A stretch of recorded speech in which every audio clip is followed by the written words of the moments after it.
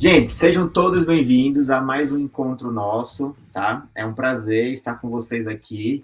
Quem não me conhece, eu sou o Bruno, sou um dos sócios da Benhoff, especialista na área de gestão de risco com terceiros. Já faz mais de 13 anos que eu venho atuando com essa frente, sempre na ideia de trazer mais inovação ao processo, acompanhar clientes, atuar nesse desafio gigante que é fazer gestão de terceiros. E hoje a gente trouxe um tema que eu vejo que ele está cada vez mais forte, que é LGPD na gestão de terceiros. A gente vinha com várias ideias, várias formas de abordagem, mas eu sempre queria trazer alguém mais especialista, mais envolvido no assunto. E aí eu queria chamar o Lau aqui. Lau, cara, se apresenta aí para o pessoal. Acho que vale a pena primeiro eles se conhecerem mais a fundo um pouquinho. Perfeito, Bruno. Bom, talvez alguns de vocês já tenham me visto, né, por aí em mídias, né? Normalmente eu apareço em canais aí televisivos para falar sobre desgraça, né? Infelizmente, questões aí de cibersegurança têm realmente lotado a mídia, mas hoje eu tenho dois tipos de participações distintas do mercado. Hoje eu sou acadêmico, ou seja, eu sou hoje diretor executivo da Data Security e sou responsável, então, por essa empresa que eu fundei há 16 anos atrás, com o objetivo de realmente prestar serviços consultivos, treinamentos e investigação em crimes informáticos. E, por outro lado, eu tenho uma vida acadêmica, então hoje eu sou professor e coordenador no MBA em Cibersegurança na FIAP, em São Paulo, mas também, hora ou outra, ministro aulas em outras instituições pelo país afora. Isso inclui IBG, Unifor, IPOG, entre outras instituições. Então a gente fala, Bruno, que graças a Deus aí não tem o que reclamar, né? Enquanto tem gente que chora, eu sou o cara que vende lenço. E eu estou aqui para que vocês não chorem mais, né? Ou seja, algumas dicas aí que talvez que nós possamos trocar na manhã de hoje visa proteger as pessoas de uma maneira preventiva para que realmente coisas ruins não atinjam essas empresas e indivíduos, que infelizmente geram incidentes quase que diários do ponto de vista de segurança. Legal, Lau. Seja muito bem-vindo, é um prazer ter você conosco, tá? Obrigado. Esse encontro aqui, a turma costuma ser bem participativa, a turma interage bastante, e a ideia é que a gente possa ajudar o público em relação a esse tema. De fato, como você falou, né, muita gente chora mesmo, tá? Porque é um tema que, mesmo depois de 2 anos, muita gente ainda tem dúvida, ainda tem incerteza, ainda tem entendimentos diferentes também que a gente vê. Então, eu espero que a gente consiga clarear muita coisa aqui para o pessoal que está nos assistindo. Com Deixa certeza eu... Pode falar. a gente fala que LGPD, apesar de ser uma lei aí que, inclusive, para quem não sabe, tá? Ela foi sancionada pelo Temer em 2018. Só no passado começaram a entrar em vigor as sanções administrativas. E aí, quando a gente fala sobre a LGPD, eu tenho uma preocupação particular sobre isso, não é somente a lei que a gente deve levar em consideração, mas sim a credibilidade das empresas que obrigatoriamente estão em jogo. Então, a lei é um expediente muito bom, inclusive para as empresas poderem se adequar, mas imagine que o seu valor do seu negócio está pautado na confiança. Então, entendemos que a LGPD, ela traz aí uma moralização acerca do tratamento de dados pessoais. E aí, Bruno, a gente pode seguir com uma série de questões que com certeza o público formulou com carinho para nós. Vamos lá. Tainá, volta a minha tela, por gentileza. Acho que vale a pena a gente começar com essa introdução aqui, né, Lau? Opa! Existem alguns papéis bem importantes quando a gente fala da LGPD, que é do titular, controlador e do operador. Eu coloquei aqui a Benhoff em consultoria no papel de operador, mas para que a gente possa exemplificar para o pessoal. Mas explica um pouco mais para a gente aí sobre esses 3 papéis. Aliás, assim, existem esses 3 papéis, e em algumas empresas, inclusive, nós temos um encarregado de dados, né?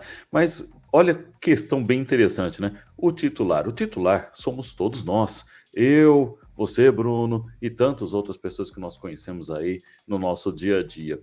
E a lei, ela não traz aspectos específicos sobre responsabilidade do titular. Mas, Bruno, sabe que meus alunos de vez em quando perguntam? Falam assim, professor, como faz para não vazar nude? Aí eu respondo, fácil, não tira nude. Se você não tiver nude, não vaza. Então, a gente fala o seguinte, o que é privacidade? Privacidade é um aspecto que visa proteger as informações que nós entendemos ser importantes para que essas não caiam na mão das outras pessoas que se aproveitem desses dados e usem de uma maneira indevida. E aí surge aquela preocupação, né? Se de repente eu faço uma viagem e fico postando fotos enquanto a minha casa está vazia, Bruno, vamos pensar bem, né? Se a casa está vazia, isso é uma excelente oportunidade para o bandido poder invadir o seu domicílio. Será que você quer trocar aí seus likes, seus compartilhamentos pelo risco da sua casa ser furtada ou mesmo ter a perda dos seus bens? Então, quando nós falamos sobre privacidade, existem coisas que devem ser mantidas para o uso tão só pessoal. E aí eu vou me adiantar umas coisas que nós nos esquecemos no dia a dia. Quando você tira uma foto de um filho, um sobrinho, e você posta naquele grupo de família, você sabe o que aqueles entes vão fazer com aquela foto? Eu estou aplicando LGPD para finalidade pessoal, inclusive, né? Será que Uhum. você hoje sabe explicar para as pessoas que hoje compartilham informações sobre o seu dia a dia, o que fazer com elas? E aí nós até tratamos questões como CPF numa farmácia, CPF no local, e a gente até brinca, né?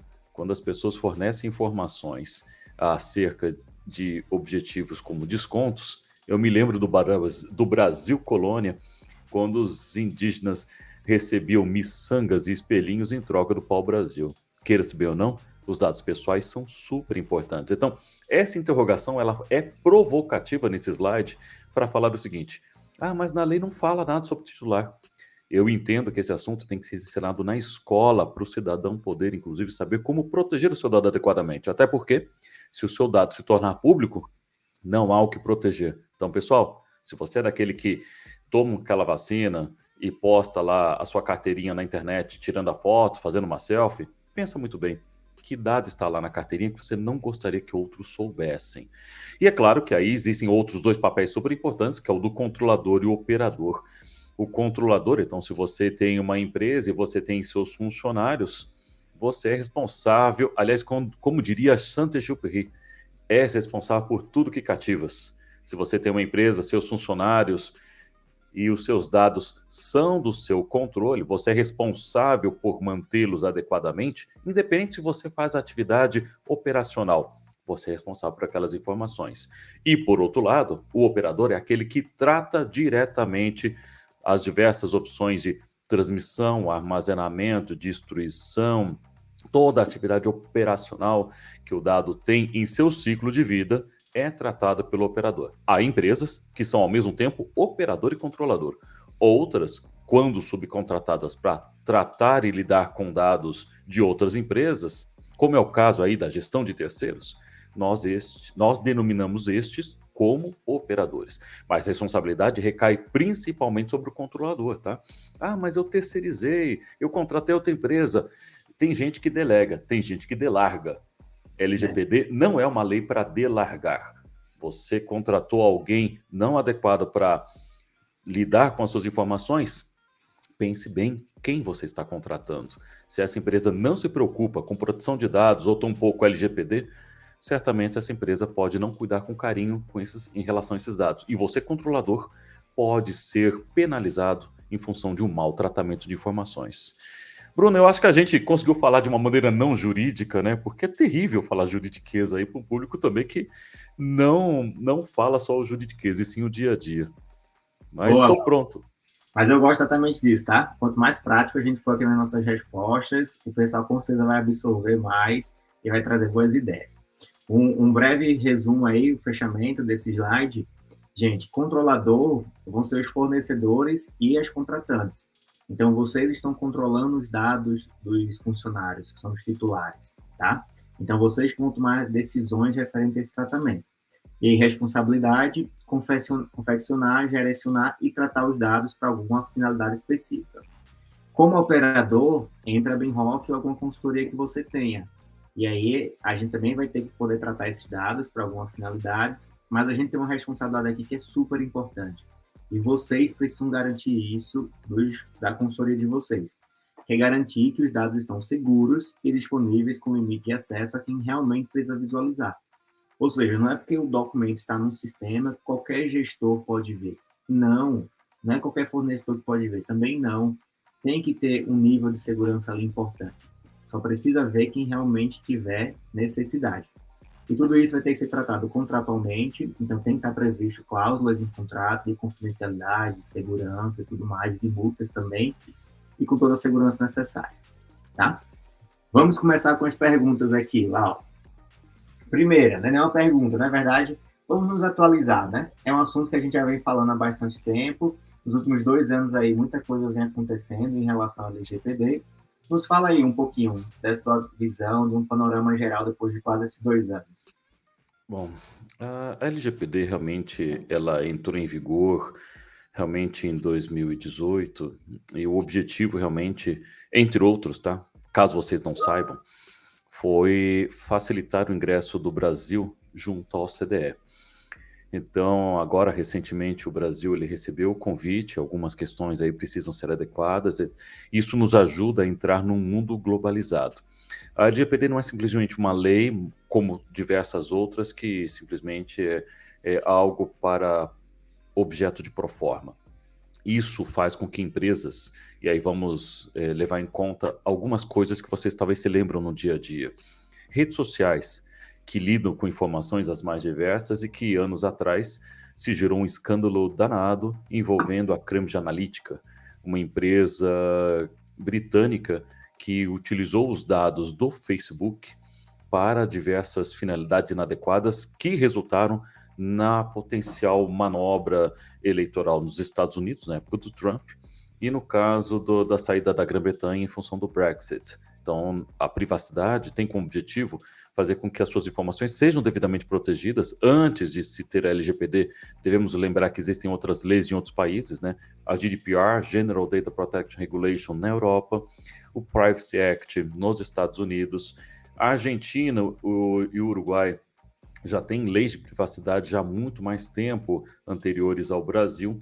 E hoje, quando você recebe algum contato, por exemplo, seja de um banco, seja de uma empresa de telefonia, e você não autorizou aquele contato, isso nos permite que o titular, o cidadão, possa buscar os seus direitos.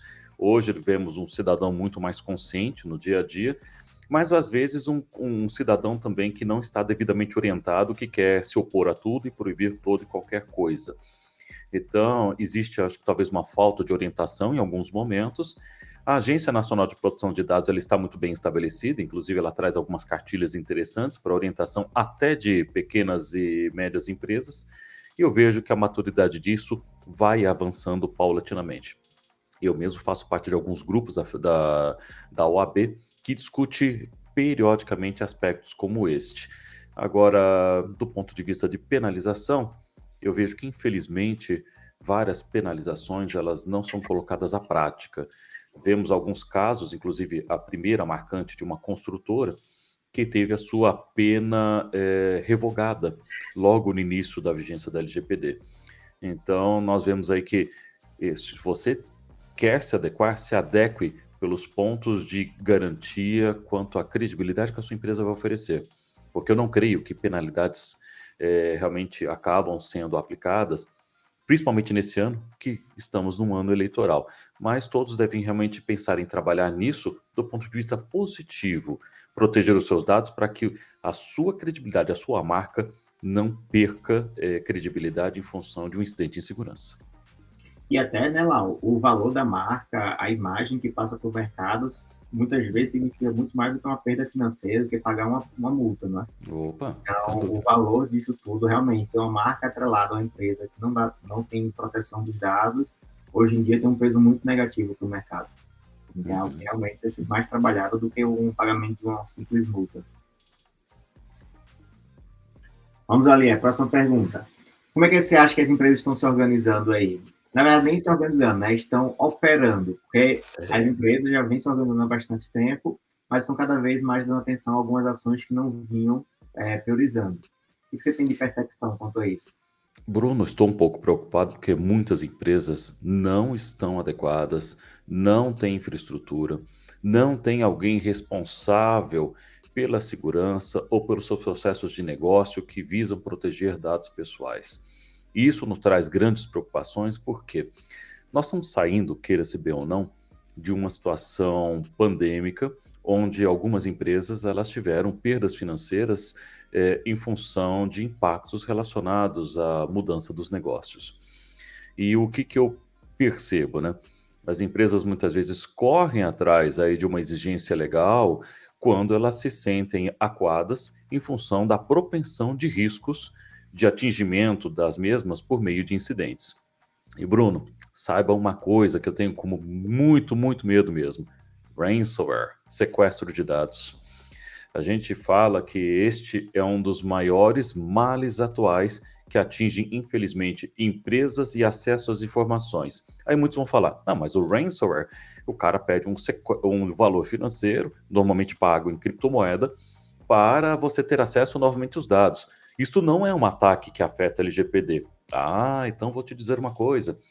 Sabia que os dados pessoais, quando considerados inacessíveis, isto é um impacto diretamente relacionado à LGPD? Muitos acham que, inclusive, a LGPD só fala sobre prevenção contra o vazamento de dados. Não. A segurança ela é pautada em 3 pilares. Pessoal, quais são esses 3 pilares? Chamamos isso de CID. Confidencialidade, que é o segredo de sigilo. Integridade, garantir que as informações não sejam alteradas ou tratadas de uma maneira não íntegra. E disponibilidade, que elas sejam acessíveis durante todo o tempo necessário para que realmente você possa trabalhar com a devida segurança. Então, o que eu percebo? As empresas estão ainda se amadurecendo, estão ainda se encaminhando para estarem adequadas, mas ainda vejo um longo horizonte a ser trabalhado. E algumas empresas que já se prepararam há alguns anos, estas sim estão muito mais conscientes e com certeza elas estão mais preparadas. Por quê? Os próprios clientes exigem que elas tenham medidas de segurança. A LGPD é apenas uma destas que visam proteger dados pessoais, mas os demais dados da empresa precisam ser protegidos por outras prerrogativas em segurança da informação. Verdade, Lau. Ainda mais quando a gente fala de gestão de terceiros, né? Imagina aí quantas informações não são compartilhadas para que a gente possa validar os pagamentos dos funcionários, os recolhimentos, as condições de trabalho e tudo mais. Então, é um volume de dados muito grande e, de fato, precisa ter uma garantia, uma segurança muito forte que os dados estão sendo bem seguros, né? Vamos aqui para a próxima. Segurança deve ser abordado só por uma área ou de forma corporativa? O quanto os fornecedores impactam na segurança de dados das contratantes? Bruno, essa pergunta é super importante, que o pessoal adora jogar no ombro da área de segurança a responsabilidade única quanto à questão de produção de dados. E eu digo o seguinte: a segurança é responsabilidade de todos dentro da organização.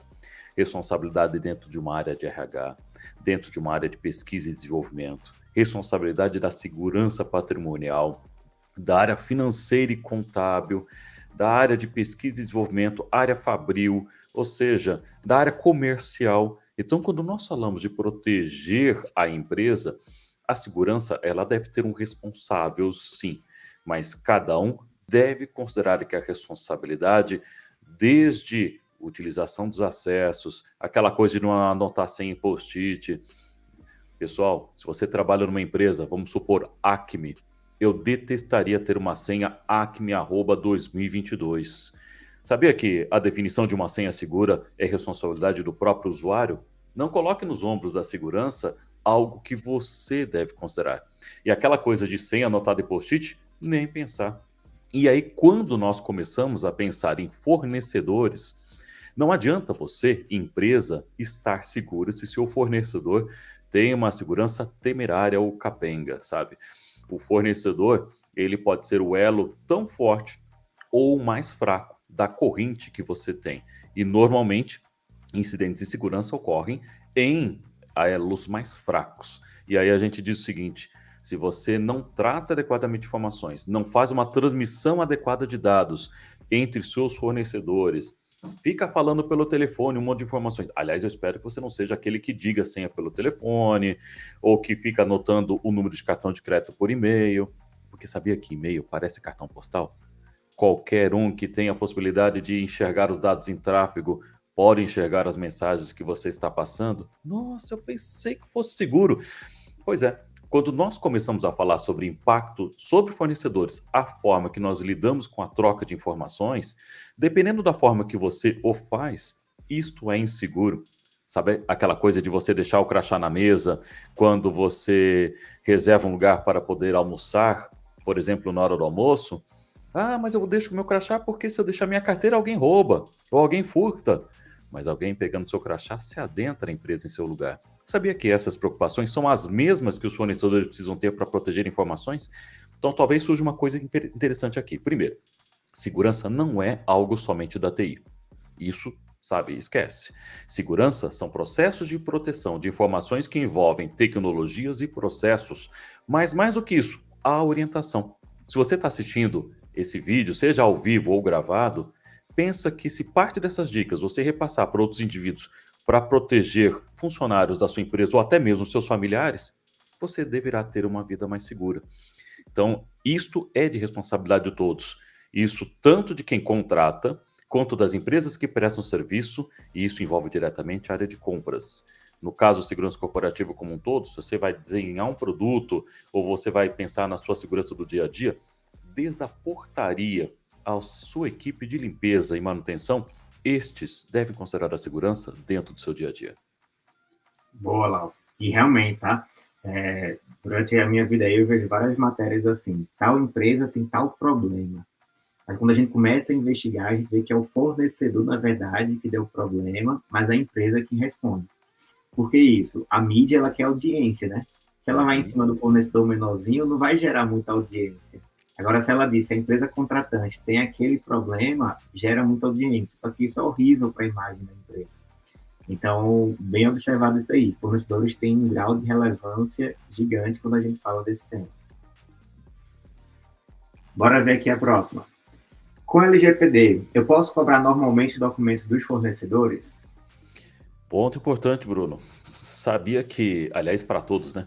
Sabia que nós não temos somente a LGPD como lei de exigência a dados de funcionários relacionados aos fornecedores? Pensa o seguinte: se você precisa contratar um funcionário, lembre-se de algumas exigências, por exemplo, do próprio Ministério do Trabalho.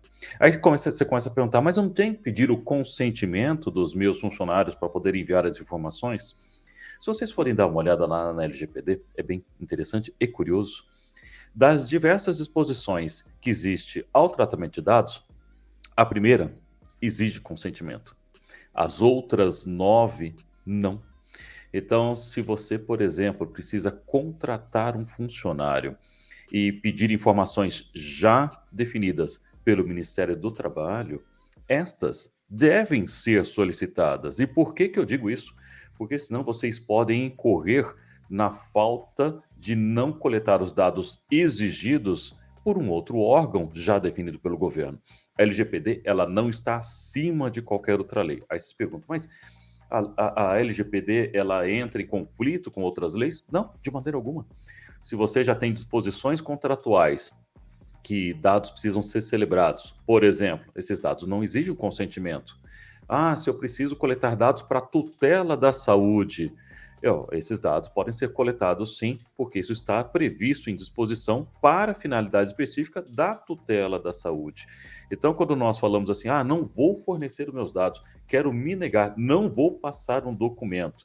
Bom, primeiro ponto importante, defina um meio seguro para o tráfego desses documentos, né? Vocês já viram que mandar pelo e-mail não é uma boa ideia, né? Mandar pelo WhatsApp, apesar de ser criptografado, pensa o seguinte: será que você passaria o seu documento por um WhatsApp pessoal de um indivíduo, né? Será que isso é seguro? O WhatsApp, para mim, só deve ser utilizado de uma maneira boa para transferência de arquivos se ele for utilizado a finalidade corporativa. Então, a gente não pode confundir ferramentas pessoais com ferramentas corporativas, tá? Isso vai de encontro a uma coisa importante.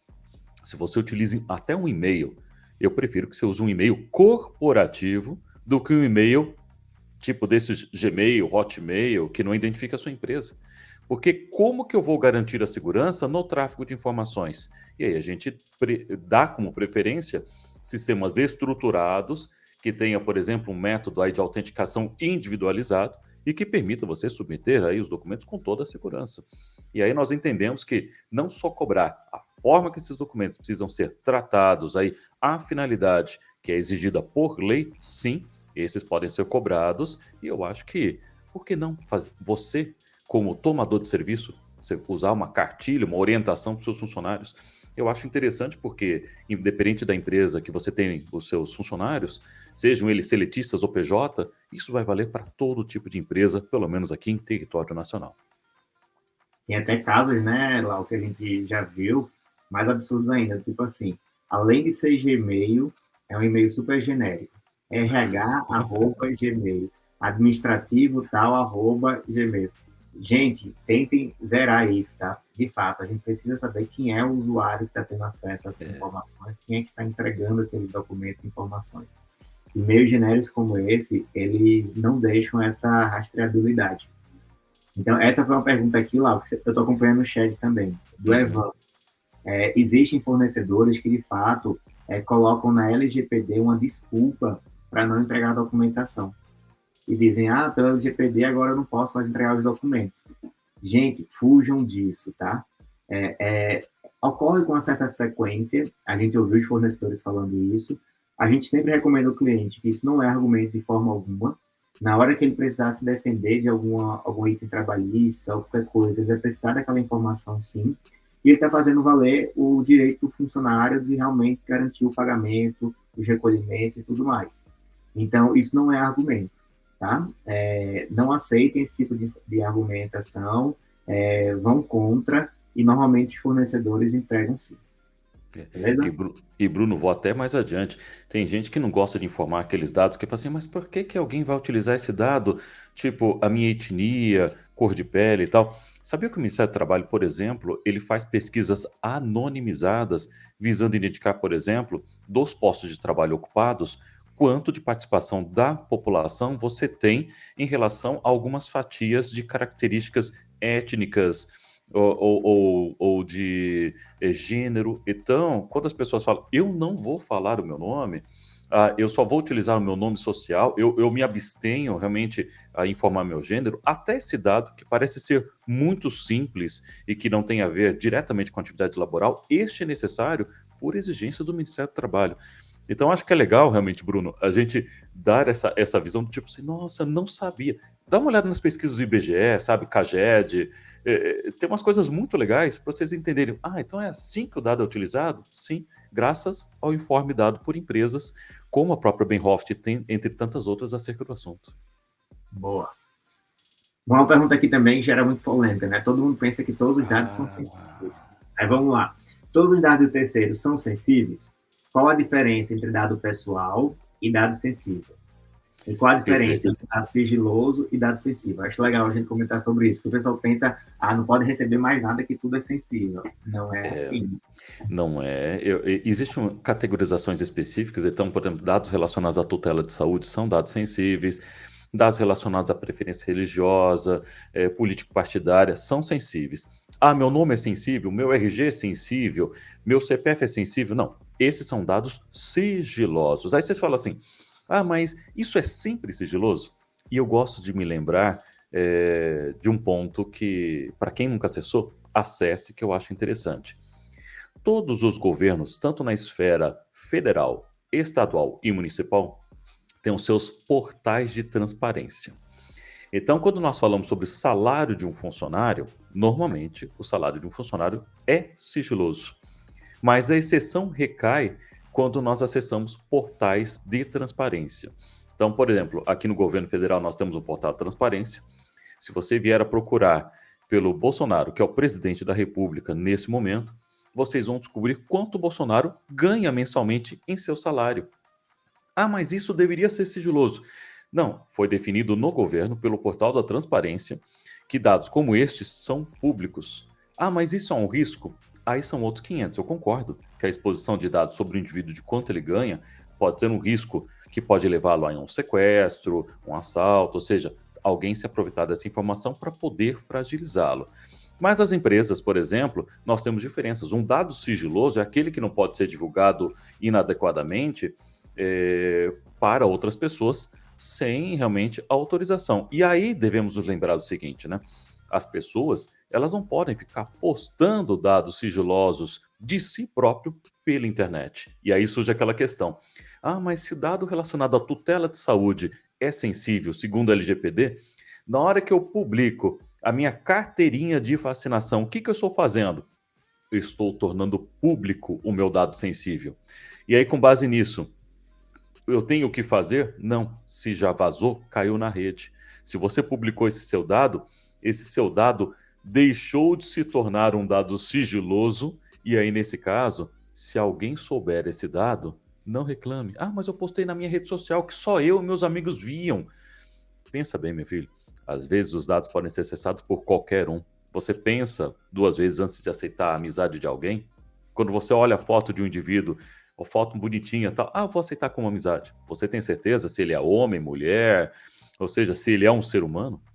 Então, temos que nos preocupar em relação a algumas coisas. Os dados sensíveis são alguns dados em específico tratados pela LGPD, e você tem aí dados pessoais não sensíveis que constituem em dados de cadastro, entre outras informações. Então, a gente diz o seguinte: em ambos os casos, todos estes devem ser protegidos. E aí vou até comentar uma coisa, Bruno, que é super interessante. Não está muito relacionado à gestão de terceiro, mas sabe que seu dado de geolocalização é um dado pessoal? Então, quando você utiliza aplicativos em celulares, muitos desses aplicativos em celulares coletam seus dados de geolocalização para verificar, por exemplo, se você está fazendo uso adequado de um aplicativo. Tem empresas que hoje bloqueiam o uso do aplicativo se você não compartilha a geolocalização. O que eu não posso fazer é o quê? É o uso inadequado. Eu vou pegar o dado, por exemplo, de uma ASO, de um atestado de saúde ocupacional, e passar por uma empresa de seguros. Isto, além de ser sensível, isto não pode ser compartilhado por um ente não autorizado, porque inclusive isso pode aumentar o valor do seu seguro-saúde em função de uma doença descoberta de uma maneira pré-existente. Então, lidar com esse dado é super importante. E aí eu digo para vocês, você quer dizer o seu CPF na farmácia quando você compra um medicamento para receber desconto?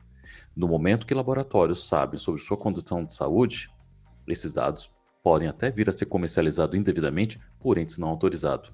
Fique atento na próxima vez que você for à farmácia. Tem que ter cuidado mesmo, né, Cláudio? Porque, de fato, aqui na gestão de terceiros, o pessoal tem muita essa discussão, sabe? Mas salário é um dado sensível. Não, é um dado pessoal. Eu preciso dele para fazer validações. Como é que eu vou validar se o recolhimento de FGTS foi feito corretamente se não tiver essa informação? Por isso que é importante a gente colocar muito aqui essa contextualização pessoal. De fato, a nossa pergunta anterior, né?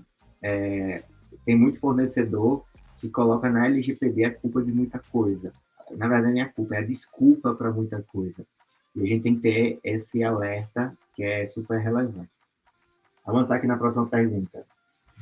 Contratos de trabalho dos empregados dos terceiros, devem constar autorização para a utilização dos dados, uma vez são enviados para diversas empresas? Isso é uma coisa interessante porque, primeiro, para estabelecimento do contrato, de um contrato qualquer, seja ele de trabalho ou não é necessário realmente o consentimento, pois se a parte que está envolvida está ciente do contrato, por exemplo, você quer trabalhar? Quero.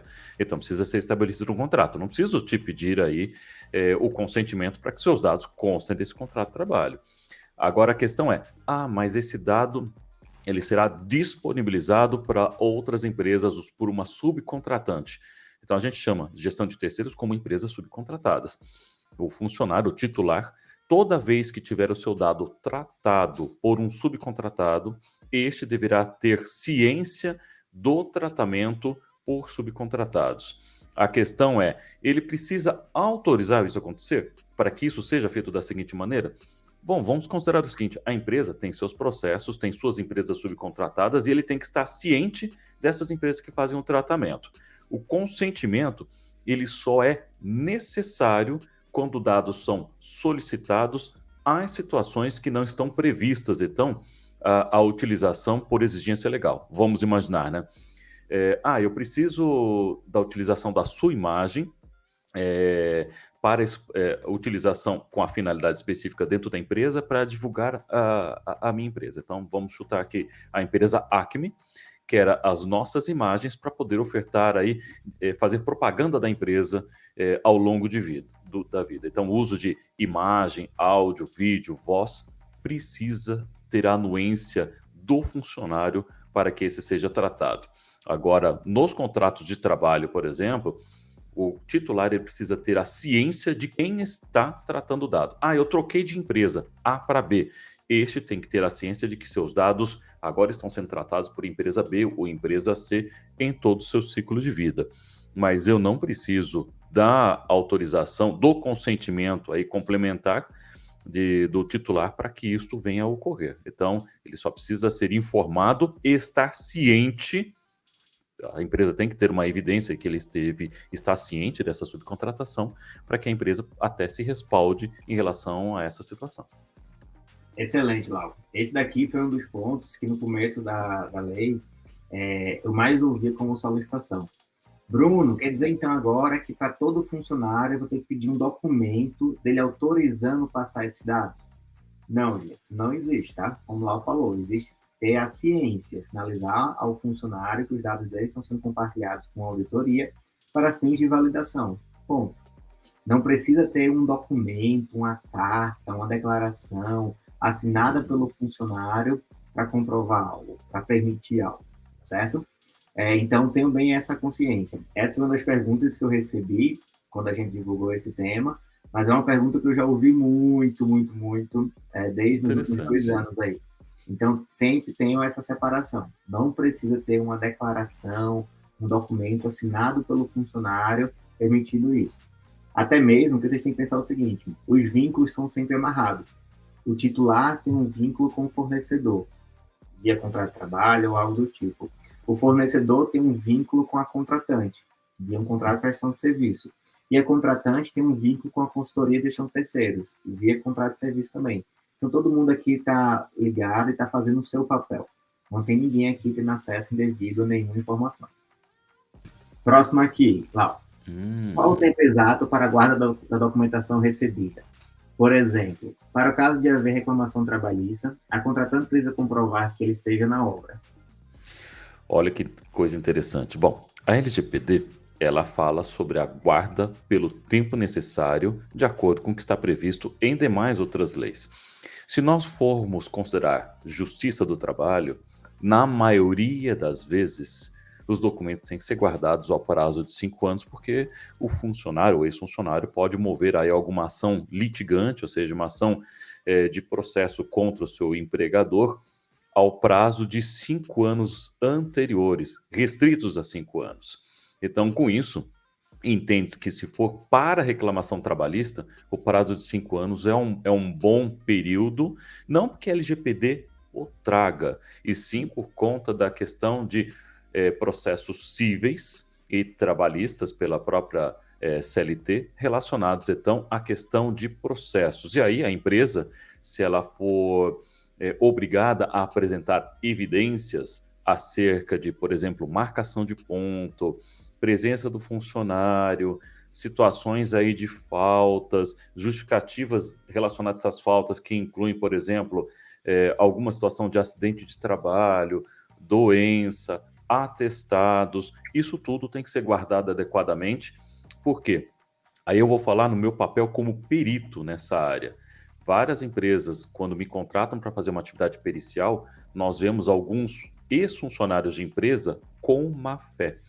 E aí eles apresentam documentos, muitas vezes falsificados, e a empresa, às vezes, tem a reversão do ônus da prova, que ela precisa comprovar que aquele documento trazido pelo ex-funcionário, ele não é um documento correto ou legítimo. Então, entende-se que realmente esse prazo tem que ser seguido, e lembre-se que se você não tiver esses documentos, como o juiz normalmente ele é muito paternalista, isso pode gerar aí grandes problemas para você como empregador. Então, no caso aí de estar presente numa obra, nós temos aí várias evidências interessantes, que podem constituir desde registros fotográficos, no caso aí de obra, registros de ponto, registros aí de outros quaisquer, que pode estar tanto em meios eletrônicos quanto em papel. Então imagina que ele bate o ponto ainda daquele jeito antigo, né? Que você tinha aquela ficha, batia na máquina de ponto que perfurava. Eu sou dessa época, tá, Bruno? Então, papel tem que se guardar? Sim. meio eletrônico também, se necessário? Com certeza. Então, toda a documentação pode ser realmente muito válida para que realmente a empresa possa se resguardar adequadamente, e isto não depende da LGPD, e sim das leis que garantem aí a proteção do ponto de vista trabalhista. Tem até a ver, ó, antes de comentar, com a próxima pergunta, que eu acho que elas duas são bem parecidas. Hum, E aqui, essa aqui é até uma que eu já ouvi também. O empregado pode solicitar a exclusão dos seus dados do sistema da empresa a qualquer momento, em caso de demissão ou somente finalização da obra para a tratativa e a meio. Então, quer dizer ó, que ó, o funcionário pode pedir para excluir os dados? Imagina, hein? pois é, Bruno, pedir, todo mundo pode pedir, né? A questão é a seguinte, pode acatar? Aí eu diria que sim, não pode isso, né? Pode isso, Galvão. Então, a gente fala o seguinte, imagina, Bruno, vou pegar uma outra situação muito caricata, né? Eu estou negativado num desses birôs de crédito, no SPC. Ah, eu posso pedir a exclusão dos meus dados do SPC mesmo estando negativado? Esquece, você não vai sair do cadastro negativo nem que você peça. Então, a gente até brinca, né? Pedir, até você pode pedir. Você vai ter direito? São outros 500.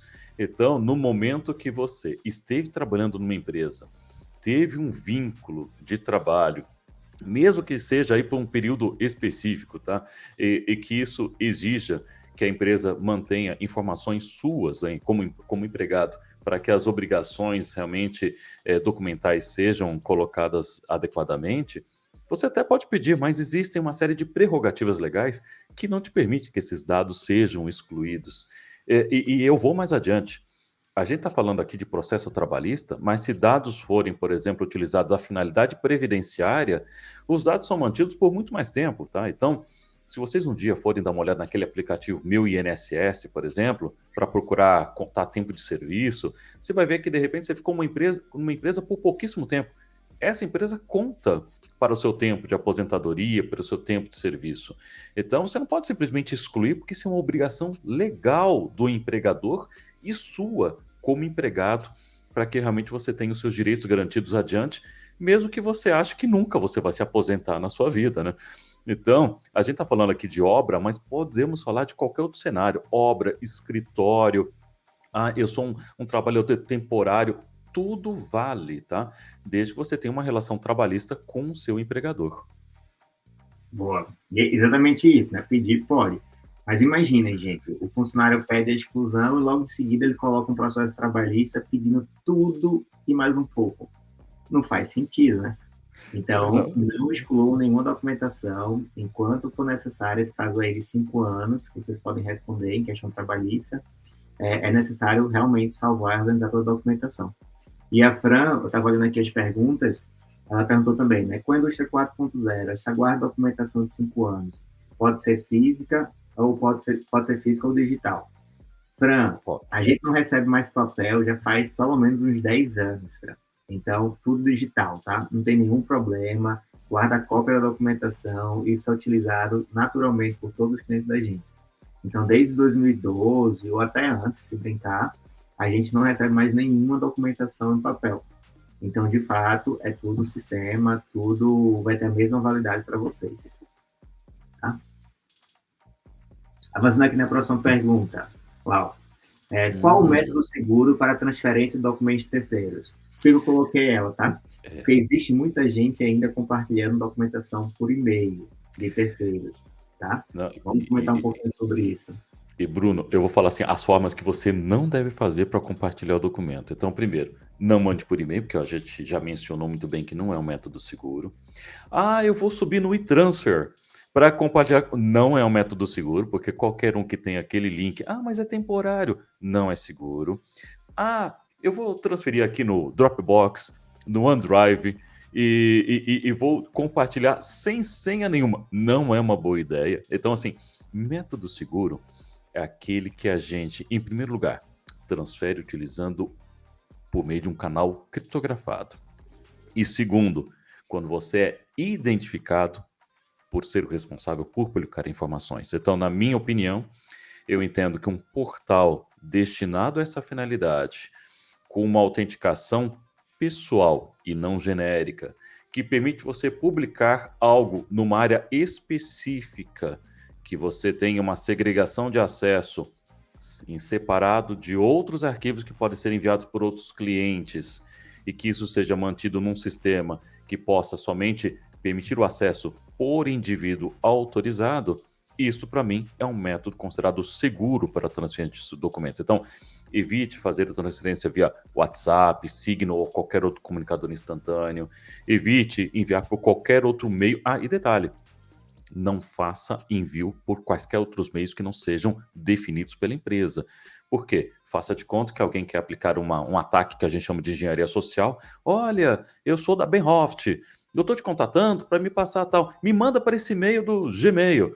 Então, assim, tudo que for método não autorizado, não definido pelas regras que a empresa tenha consensado com você, não envie. E aí eu falo para vocês, na dúvida, entre em contato com alguém para verificar, olha, eu fui contatado por tal situação, mesmo que você seja contatado em nome de uma empresa específica que você já esteja acostumado a mandar. Se o protocolo mudar, desconfie. Isso pode ser engenharia social. Boa, boa, Lau. E de fato, né? Eu vejo algumas empresas que ainda fazem gestão de terceiros recebendo documentação por e-mail. E fujam disso, tá, gente? Não é seguro, não atende requisitos da LGPD, e além do que, a gente já fez isso até 2009, eu acho que a gente recebia a documentação por e-mail, se não me engano. E era uma dor de cabeça, porque gerenciar isso era difícil. Então, fujam realmente, que não é um modelo que vai trazer maior segurança nem agilidade para vocês. Mais um aqui, Lau. Documentos da empresa e que não possuem dados de funcionários, como, por exemplo, contrato social, balanço, DRE, licença e certidões, possuem alguma restrição em relação à LGPD?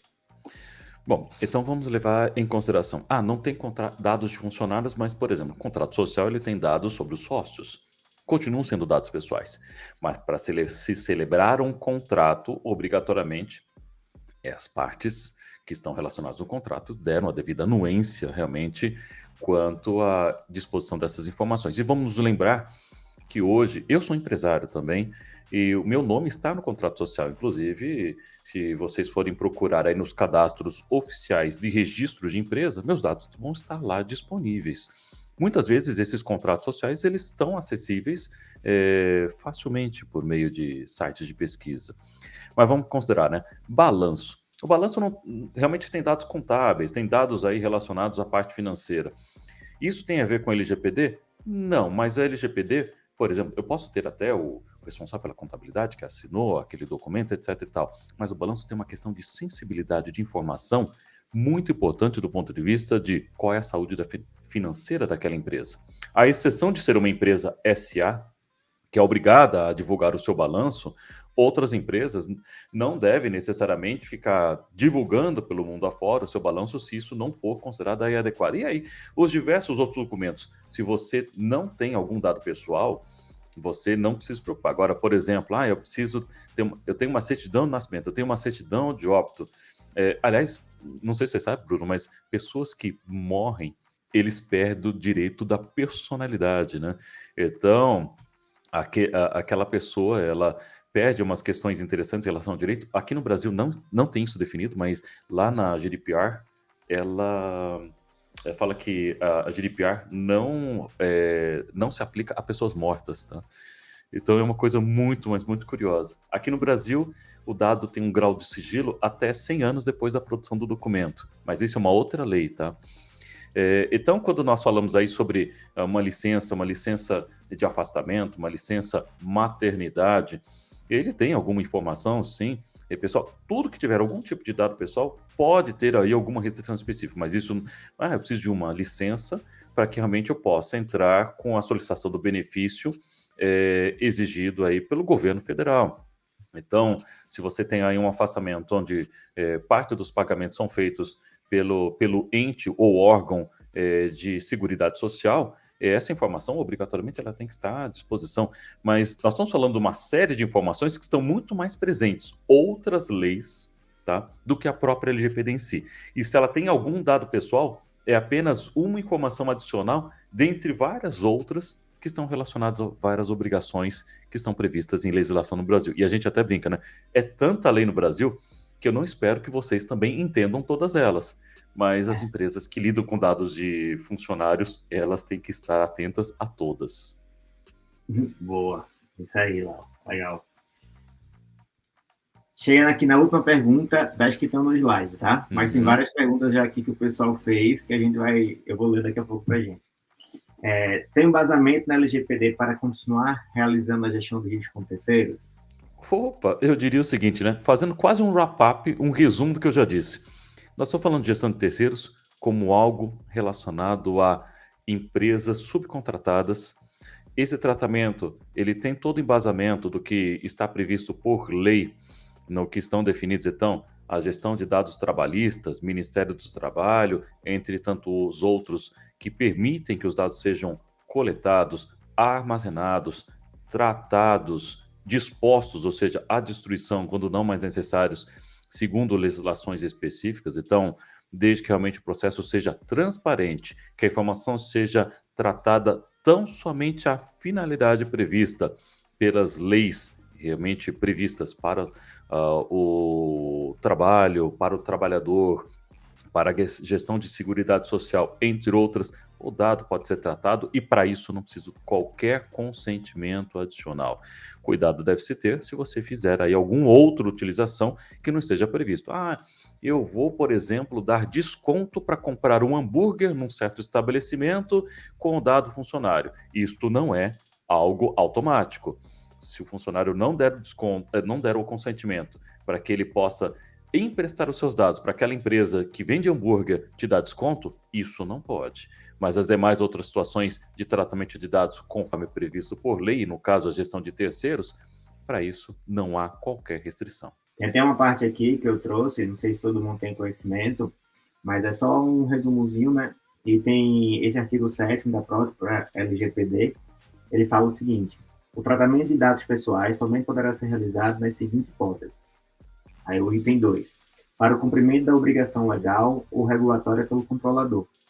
Ou seja, garantir que de fato os salários estão sendo pagos, o INSS está sendo recolhido, o FGTS sendo recolhido, tirar todo esse risco da contratante. Então já está previsto aqui. Um outro item, o item 6. Para exercício regular de direitos em processo judicial, administrativo ou arbitral. Processo judicial, os processos trabalhistas estão aqui inclusos. Então, vocês precisam da documentação para elaborar uma defesa trabalhista. E o último aqui, o item 7. Para a proteção da vida e da comunidade física do titular ou de terceiro. Faz sentido aqui também trazer o escopo de mobilização. Na hora que eu verifico se o funcionário realmente recebeu os EPIs que deveria, se ele realmente tem os exames que comprovam que ele está apto para prestar aquele serviço, ele tem saúde para isso. Ou então que ele realmente recebeu o treinamento para subir em altura, trabalhar com espaço confinado, mexer com eletricidade, eu estou protegendo a vida do funcionário. Então, tem sim, tá? Esses itens que só reforçam tudo isso que o Lau está falando. E na hora que tiver um problema, um risco, vocês vão precisar da documentação. Então, por isso que é importante fazer esse controle sempre preventivo. E depois que a bomba estoura, sempre vai ser difícil conseguir voltar atrás e tirar aquele passivo, tá bom? As perguntas aqui acabaram, Lau, mas a gente tem algumas boas perguntas aqui do time, tá? Quem está participando. Então, por exemplo, a Ana, ela comentou o seguinte: a Benhoff orienta que seus clientes exijam como obrigatório que todas as terceirizadas tenham políticas ou procedimentos descritos pela LGPD? Fizemos um mapeamento e pouquíssimos fornecedores possuem política implementada. O que você acha, Lau? Todo mundo tem que ter uma política, um procedimento descrito em relação à LGPD? Bom, vamos então por partes. O que a LGPD ela exige? Que você tenha medidas técnicas e administrativas para que você possa garantir a segurança quanto ao tratamento de dados pessoais. Dentre estes, é recomendável que você tenha, então, essas medidas descritas em algum lugar.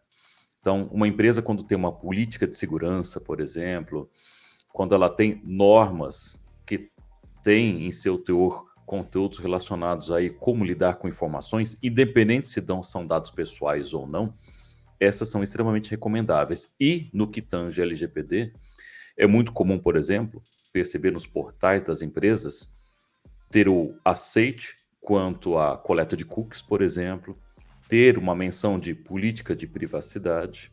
Esse é o mínimo que nós devemos considerar quando nós temos uma coleta de dado, mesmo que eu não seja cliente direto daquela empresa, porque dados são coletados via internet. Então, é recomendável que a empresa tenha medidas. Parte dessas medidas estarão escritas, sim, por meio de políticas, procedimentos, processos. E aí surge aquela questão: mapeamento dos dados. E aí surge até uma coisa interessante, uma crítica, né? Tem muita empresa que fala assim: não, vou fazer meu mapeamento de dados, vou pegar um software, mapeei meus dados aí e tal, acabou. Pessoal, lembre-se, dados não estão somente em bancos de dados, estão em correio eletrônico, estão em servidores de arquivos, estão em computadores, estão em papel. Então, para as pessoas que realmente acham que uma solução mágica de LGPD resolve o problema, temos que pensar o seguinte: normalmente as áreas têm que entender onde estão as informações, como que elas lidam nas diversas mídias que elas possuem, para que realmente, de fato, ela consiga garantir medidas, sejam elas de segurança física ou tecnológica, para proteger esses dados, que vai desde, por exemplo, uma guarda com acesso controlado, até um processo de destruição segura, quando aqueles dados não são mais necessários, e a devolução adequada quando esses estão previstos em situação contratual. Então, a pergunta faz sentido, sim, mas eu entendo que não é simplesmente um documento, algo escrito, ou talvez assim: eu fiz meu mapeamento.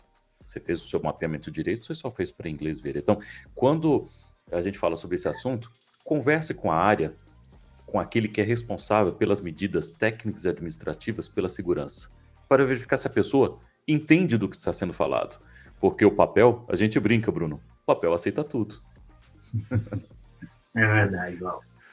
Outra pergunta aqui do Luiz, tá? E esse ponto eu já ouvi algumas vezes, e ele tem duas visões aqui. O atestado de saúde ocupacional, que é o ASO, né, do funcionário, ele, por ser informação de saúde, é considerado sensível? Ele pode ser cobrado do subcontratado para verificar o alinhamento com o PGR e o PCMSO? Tá. Perfeito. Ele é sensível, isso não tenha dúvida, até porque várias informações que estão lá estão relacionadas à tutela de saúde do titular. Mas, por outro lado, esses são documentos que precisam ser exigidos, sim, por obrigações que a empresa precisa manter para a questão da saúde do trabalhador, afastamentos, situações de saúde pré-existente. E a única crítica que eu faço sobre a ASO é quando, às vezes, uma empresa ela não faz ou não contrata uma empresa que faz o ASO adequadamente, ou o PCMSO, porque às vezes se faz para inglês ver. E aí até, Bruno, eu falo o seguinte: você tem um ASO bem feito, é aquele para testar se é zumbi, né? Se o cara abre a boca e o cara diz assim, sabe que é zumbi, né? Mas a maioria das vezes, se o coração bate e a pessoa não está gelada, sabe que é um ser humano apto. Mas isso são questões à parte, tá? Não tem nada a ver com a LGPD, mas é um desabafo. Mas esse dado ele é bem polêmico, Lau. Por quê? Não faz sentido nenhuma empresa liberar um funcionário, imagina uma indústria Sim. Qualquer, uma Nestlé, uma Unilever, qualquer uma. Não faz sentido nenhum ela liberar a entrada de um funcionário sem ver um ASO. Imagina se aquele funcionário entra ali e começa a trabalhar no serviço que ele não poderia, e ele sofre um acidente, ou ele morre, tem uma parada cardíaca, algo do tipo. Isso é um risco gigante. Então, a gente não recomenda nenhum projeto, a gente deixou de analisar a ASO, 100% deles a gente analisa hoje, porque é um documento realmente muito relevante para que a gente possa garantir a saúde do funcionário. Então, sempre tem essas discussões que a gente vem tendo assim, no dia a dia. Não, e você imagina, Bruno, faça de conta que eu tenho uma situação de um funcionário que tenha, por exemplo, hepatite. E aí ele trabalha numa área de produção de alimento, onde isso pode gerar um contaminante durante o manuseio de alguma coisa. Isso não é uma responsabilidade somente do ponto de vista de dado de saúde, de permitir que alguém não esteja apto. Isso pode gerar situações de qualidade de produtos específicos. Então, quando você falou de indústria alimentícia, eu lembrei logo de cara desses casos que podem ocorrer, infelizmente, e o funcionário que quer trabalhar, às vezes ele não está ciente desses riscos. Então, isso é um mecanismo de proteção para ambas as partes. Boa. Eu estou só dando baixo em algumas perguntas, tá, gente? Só para vocês não acharem estranho, porque são meio repetidas, tá? Então, eu estou selecionando algumas aqui, enquanto lá vai falando. A Odisseia fez um interessante. Quais seriam as evidências dessa ciência, né, do empregado, garantir que ele está ciente que aqueles dados estão sendo compartilhados, visto que não é necessário um documento específico. Pessoal, pensa o seguinte: isso pode ser um documento escrito em papel para aqueles que não têm acesso ao sistema, mas você pode pensar num aplicativo mobile que a pessoa tem acesso ao teor e simplesmente clique o ciente e dê OK adiante, ou seja, que ele role aquela telinha, pode ser via computador, desde que você tenha métodos, e eu sou totalmente contra papel, tá, Bruna? Então, se você pode criar meios facilitados para que o funcionário tenha meios de dar a ciência, de passar a ciência, eu diria o seguinte: quem você conhece que não tem um celular? Então eu diria, se você quer reduzir papel nos dias atuais, a sua empresa pode utilizar um aplicativo, pode utilizar um formulário, ter todo o teor relacionado à ciência, e isso desde que permita a identificação individualizada de quem está concedendo o consentimento, desde que esse consentimento não esteja misturado com um monte de coisas, isto é aceito sim como evidência, e é claro que a área de tecnologia, a área de recursos humanos, ou até mesmo a empresa responsável pela gestão de terceiros, pode fazer a guarda dos mesmos enquanto for necessário para fins, por exemplo, de auditoria ou de comprovação de que realmente isso está sendo realizado de uma maneira adequada. Boa. Tem uma pergunta aqui da Dione, respondendo bem rápido, já direto. Dione, depois que um funcionário é demitido, ele tem 2 anos para colocar um processo trabalhista. E quando ele coloca, ele pode voltar em até 5 anos, tá? Então, essa é a previsão. A gente sempre recomenda ter a documentação arquivada por 5 anos, no que se refere à documentação trabalhista, tá? Outros documentos têm outros prazos, e se ele colocar, ele pode recorrer nesse período. Uma pergunta aqui da Robert Vânia. Existe alguma restrição para a realização de consultas ao Serasa? Desde que você pague a consulta no Serasa, você pode consultar quantas vezes você quiser. Exatamente, não tem restrição nenhuma, isso é tranquilo.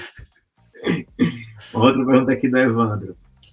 Empresa de sistema solicitou exemplos de documentos para criar uma ferramenta para nós. Podemos repassar documentos de pessoas de alguma empresa para essa outra? Bom, aí a questão é a seguinte: quem você subcontratou para fazer a prestação de serviço? E quando você tem a subcontratação da subcontratação, para quem é o controlador, você tem subcontratado. Independente se é uma subcontratação direta ou indireta, e toda a cadeia produtiva tem que estar ciente de todos os seus fornecedores que estão, de fato, tendo manipulação, o tratamento dos seus dados. E aí, mais uma vez, vale a ciência desses subcontratados como um todo para o devido tratamento de informações, desde que realmente eles sigam a finalidade prevista por lei para a gestão de terceiros. Isso não tem problema. Então, por exemplo, eu tenho uma empresa X que trata meus dados, mas isso fica num provedor de nuvem, né? Ou num data center. Esses são entes que muitas vezes são subcontratados para tratar desses dados, ou para pelo menos manter ou armazenar, porque essa é uma das previsões de tratamento, e normalmente a empresa tem que estar ciente, pelo menos quem está contratando tem que estar ciente onde esses dados estão. Então, esses são pontos aí importantes, sim, que devem ser levados em consideração, mas não que exija um consentimento complementar. Pode até ser um NDA, né, Lau? Se fizer um NDA bem assinado entre as partes, garantindo sigilo, garantindo penalidades e tudo mais, você vai trazer uma segurança para a contratante, não é? Isso, e aí vamos explicar para todo mundo que NDA, Non-Disclosure Agreement, em português, contrato de confidencialidade, e isso normalmente é estabelecido em qualquer contrato estabelecido entre indivíduos, e a gente fala que o NDA é até mais amplo do que a própria LGPD, porque ela trata um contrato de não divulgação não somente para dados pessoais, mas toda e qualquer informação relacionada a estratégias, a aspectos de informações contábeis, de sigilo, independente se são dados pessoais ou não. Então, sim, o NDA é um excelente instrumento que complementa e eu diria que dá uma excelente legitimidade e boa-fé entre as partes que estabelecem e celebram um contrato. E o NDA é assinado, né? Exatamente. Que pode ser digital ou não. Então, assinado. É assinado. Boa. E às vezes eu já vi gente, eu tenho um NDA aqui preenchido. Aí quando eu vejo, não está assinado por ninguém. Ou seja, não vai valer de nada. Ô, Bruno, é que nem aquela questão. Você tem antivírus? Sim. Está instalado? Não. Pois é, exatamente. Outra pergunta aqui da Fran, já chega no final. LGPD vem para proteger apenas os dados pessoais da pessoa física ou também da pessoa jurídica? Tá. pessoa física. Então a gente fala pessoa natural, como se diz na lei, né?